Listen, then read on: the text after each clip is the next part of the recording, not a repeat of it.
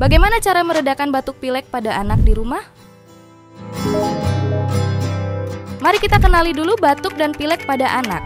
Batuk dan pilek pada anak adalah bagian dari sistem pertahanan tubuh. Ketika ada virus yang masuk ke saluran pernapasan dan menyebabkan infeksi, tubuh merespons dengan batuk dan produksi lendir. Pertama, batuk berfungsi untuk mengeluarkan virus dari tubuh. Kedua, tubuh menghasilkan lebih banyak lendir dari saluran pernapasan atas hingga bawah untuk memerangkap virus agar tidak menyebar. Lendir ini juga mengandung antibodi yang membantu melawan virus. Kita tahu bahwa batuk dan pilek penting bagi tubuh saat melawan infeksi virus di saluran pernapasan.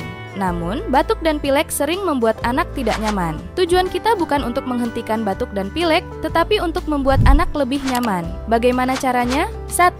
Minum lebih banyak air. Lendir yang menempel di tenggorokan sering membuat anak tidak nyaman dan mual. Dengan minum lebih banyak, lendir akan tertelan dan membantu mengurangi ketidaknyamanan. 2. Menghirup uap. Gunakan uap dari air hangat atau panas yang ditaruh di mangkuk. Anak diharapkan menghirup uapnya agar lendir menjadi lebih encer dan tidak menyumbat. Ingat, gunakan air hangat atau panas dengan hati-hati agar anak tidak terluka karena air panas. 3. Menghisap lendir. Gunakan alat khusus untuk menghisap lendir dari hidung bagian depan.